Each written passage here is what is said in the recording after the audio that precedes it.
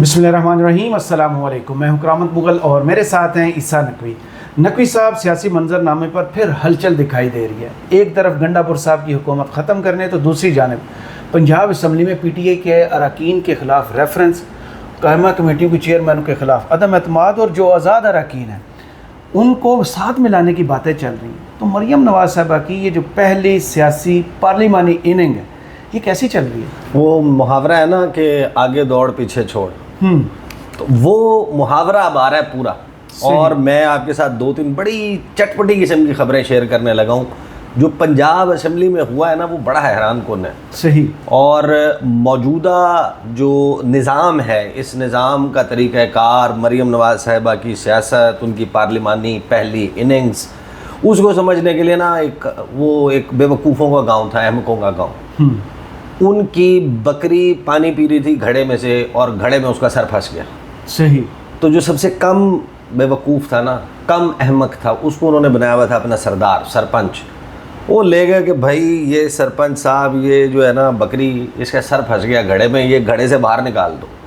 उसने बड़े टोटके किए, बड़े तरीके किए, उसके भी कोई सींग खास किस्म के फंसे हुए थे, घड़े से सर नहीं निकला बकरी का। सही। तो उसने कहा बंदे इकट्ठे हो गए, मेरा तमाशा लग रहा है। तो उसने हल निकाला उसका, उसने कहा कि बकरी को करो ज़बह और इसके गोश्त के जो है ना बड़े बेहतरीन किस्म के टिक्के और रान रोस्ट बना के जो है ना दावत करते हैं सबकी। सारे खुश हो गए और बकरी को कर दिया ज़बह। जब बकरी को ज़बह किया, उसका सर फिर घड़े में रह गया। दावत तो खा ली। उन्होंने कहा कि भाई सरपंच जी, इसका सर तो निकालो ना घड़े से बाहर। उसने कहा अच्छा ऐसा करो कि हुण मटका भांड दो। अब जो है वो घड़ा तोड़ दो, सर बाहर आ जाएगा। तो अभी देखें जो फायर फाइटिंग चल रही है ना, जो तरीका कार चल रहा है, अभी जब हम गुफ्तगू कर रहे हैं, अभी थोड़ी देर पहले एक नोटिफिकेशन आया जी, वो नोटिफिकेशन आपने देख लिया? बिल्कुल। पेट्रोल की कीमत में अल्हम्दुलिल्लाह हमने इजाफा कर दिया है। हाँ। हाई स्पीड डीजल की अल्हम्दुलिल्लाह हमने कीमत में फिर इजाफा कर दिया, और ये हलाल इजाफा है, इसमें कोई चोर नहीं है। हाँ। कोई ऐसी बात नहीं है, तो इस पर आपने परेशान नहीं होना। हुकूमत ने अपने जो लेवी बढ़ाई थी ना, उसको कम नहीं किया। बलूचिस्तान की सड़क बने ना बने, सही, तो एक बड़ी चार्जशीट तो है वो बन रही है। लेकिन ये जो चल रहा है और पंजाब असम्बली में चल रहा है, वो बड़ा दिलचस्प है। और पंजाब असम्बली में अभी तो पकड़ धकड़ 11 है ना, पाकिस्तान मुस्लिम लीग नवाज़ के ख़वातीन की मखसूस नशिस्तें कर लो जनाब, अदलिया ने पकड़ धकड़ हमारे हवाले कर दो। वो हमारे ये क्या, ये बाजू मुझे दे दो ठाकुर। हाँ, तो वो जनाब पकड़ धकड़ 11 ने ख़वातीन की मखसूस नशिस्तें गड़प कर लीं, डकार भी नहीं मारा। फिर कोई एक शुरली छोड़ी है मलिक अहमद ख़ान साहब ने, स्पीकर पंजाब असम्बली ने। ऐसे कोई इतनी अचंभे की बात भी नहीं है, वो बात कर रहे हैं कुछ ज़िमनी इंतखाबात की। हाँ। वो ज़िमनी इंतखाबात भी वैसे ही होंगे, सुना है कि जैसे समड़ियाल में हुए थे, जो डस्का 2 RO ऑफिस बंद कर, हाँ, वो सियालकोट का जो इलेक्शन हुआ था ना, तो वो समड़ियाल वाला उसी किस्म का जो है, वो सुना है कि इलेक्शन जो है ना वो फिर होंगे। जब होंगे 9 मई के मुकदमात में बहुत सारे लोग फारिग हो जाएंगे और उसके नतीजे में फिर एक नई किस्म की जो है ना सेटिंग बनती हुई दिखाई देगी। साथ में ये 26, अच्छा आपने 26 अरकान को रेफरेंस आप भेज दें, PTI के ख़िलाफ़ भेज दें आप उनकी कायमा कमेटियों के ख़िलाफ़ अदम एतमाद ले आएँ, आप ले आएँ। आप वो उस्मान अली, औरंगज़ेब खिच्ची तो पहले ही कौमिया लिए गए थे, वो मुबारक ज़ेब, वो तो पहले ही कौमिया लिए गए थे। ख़ान के नाम पे और इमरान ख़ान की तस्वीर पे जो लोग जीते हैं, बड़ी बेशर्मी ढिठाई से हलफ वाले भी वो नून लीग में शमूलियत इख्तियार कर रहे हैं। वही नून लीग जो ये कहती है कि 3 दिन के बाद कोई कैसे कहीं शमूलियत इख्तियार कर सकता है, वो PM हाउस में जाके कर सकता है, वो PM हाउस में जाके कर सकता है। लेकिन जो मरियम नवाज़ साहिबा की इस वक्त राजधानी है ना, वो तो है पंजाब जी। और पंजाब असम्बली में कुछ बड़ी दिलचस्प चीज़ें हुई हैं जो मुझ तक पहुँची।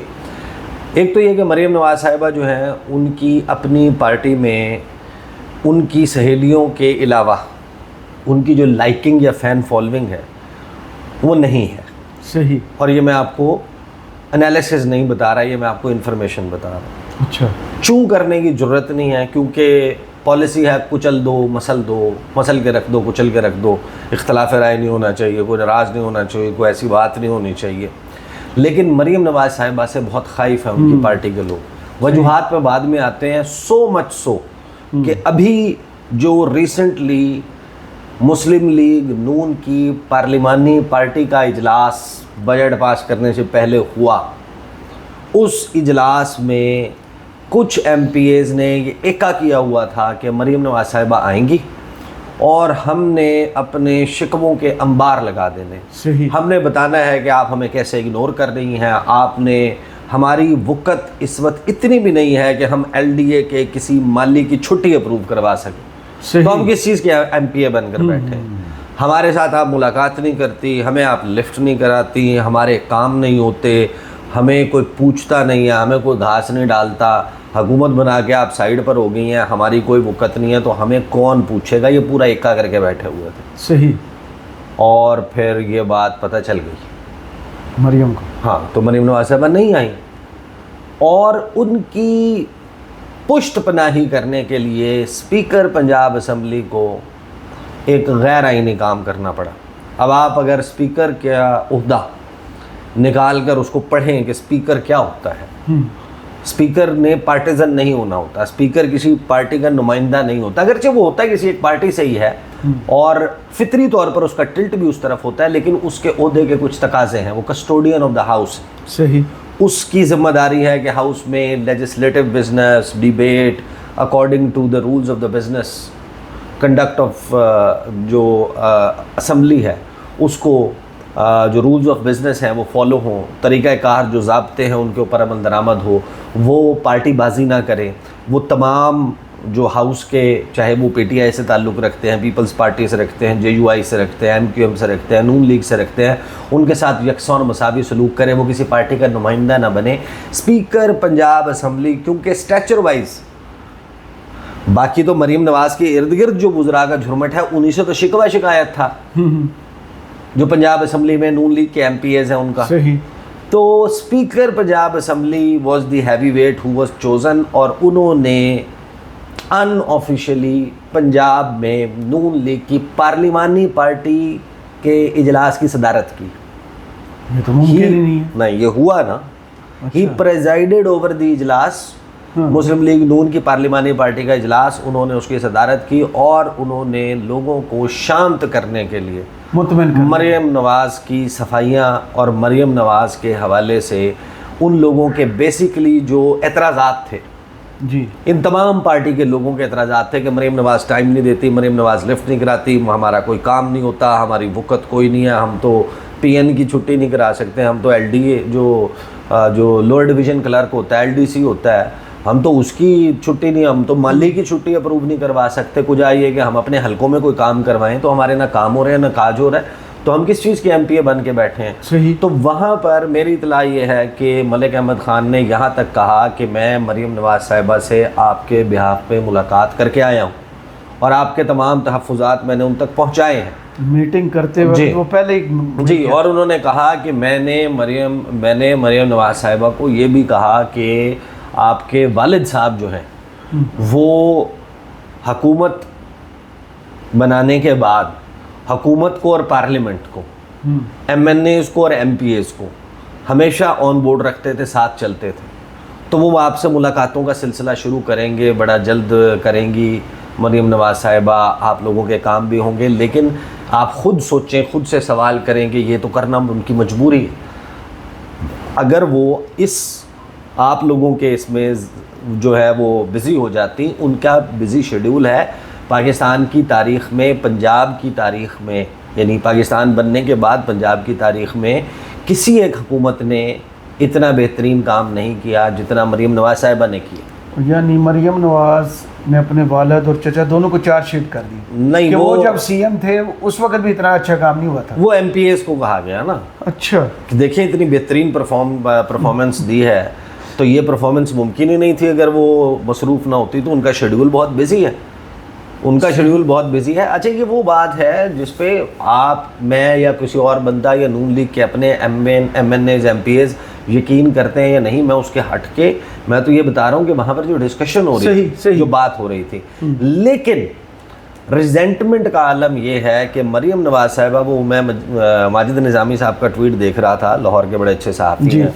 और हिस्ट्री बहुत पढ़ी हुई है उन्होंने, वो रेफरेंसेस देते हैं। हाँ, उन्होंने कहा कि 1 साल के बाद मरीम नवाज साहिबा ये बजट वाले मामले पे इन्होंने रूनुमाई किया, पंजाब असम्बली तो ये आती नहीं है, ये तो बजट के मामले पर आ गई।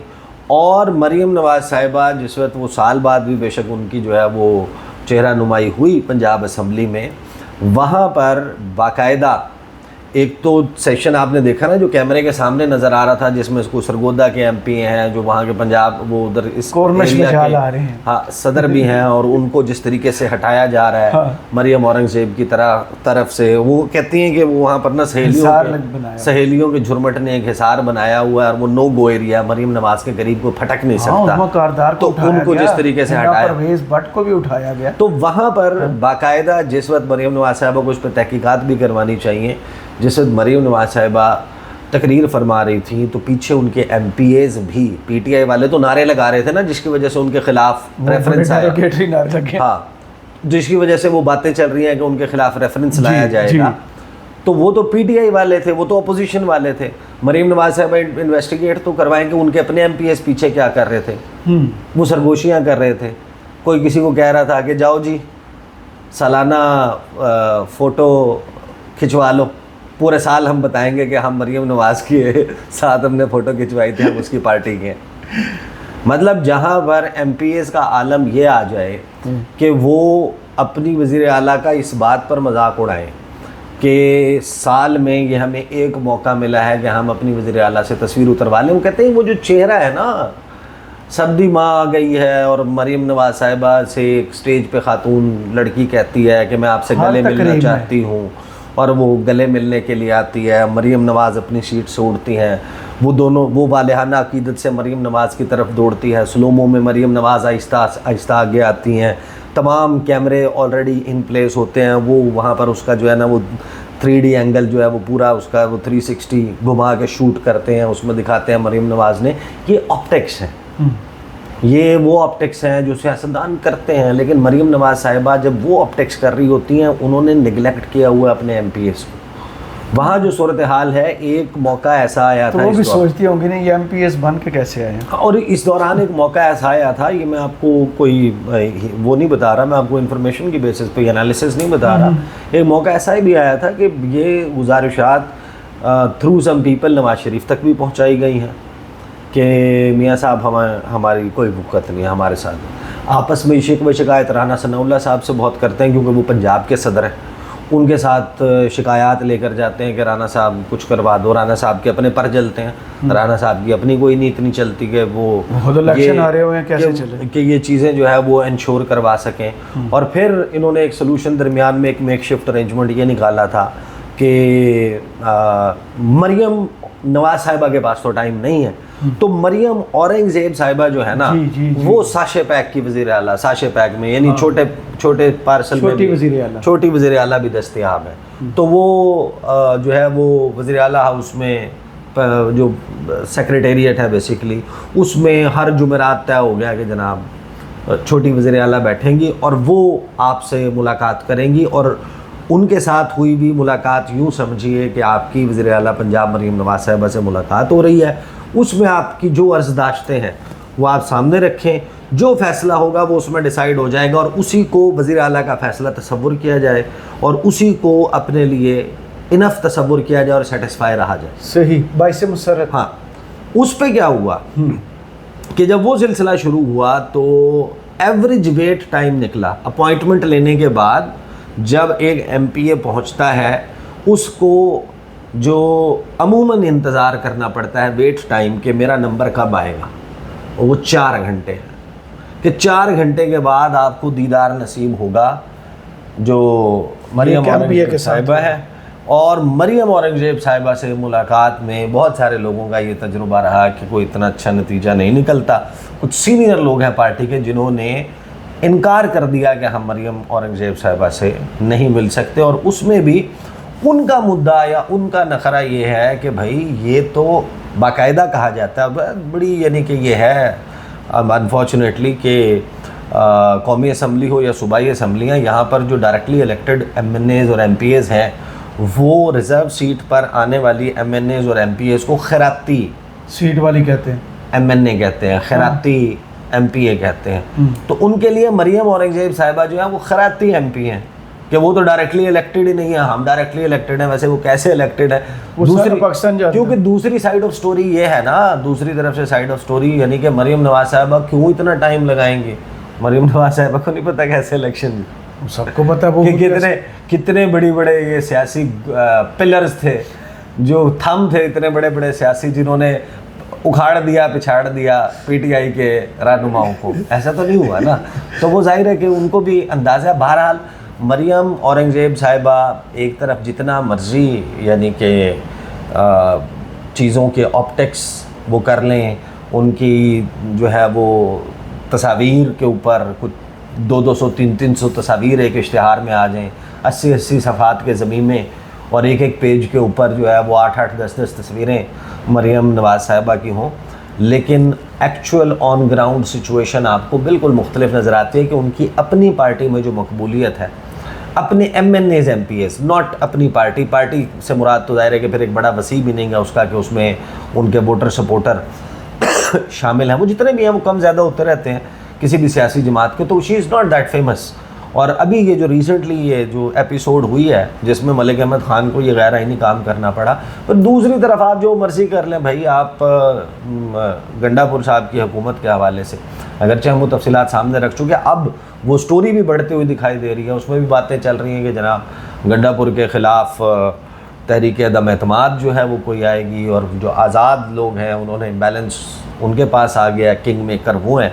तो मेरी तो जो आज़ाद लोगों से बात हुई है वो अभी फ़िलहाल तो ये तसव्वुर भी नहीं कर सकते कि वो इस किस्म का कोई दगा करेंगे, लेकिन अगर ये फ़ैसला अडियाला जेल से होता है कि हटाना है गंडापुर साहब को, तो फिर फरमान आना, हाँ तो फिर तो वहाँ पर खैबर पख्तूनख्वा में, लेकिन अभी जाहिर है कि कुछ ना कुछ चीज़ें दूसरी साइड की भी चल रही हैं जो तरामीम के हवाले से और बाकी मामलात हैं, उसमें फिर इंशाल्लाह बाद में बात करेंगे। बहुत शुक्रिया ईसा नकवी आपके तज़िये का, कमेंट्स बॉक्स में ज़रूर बताइए वीडियो आपको कैसी लगी।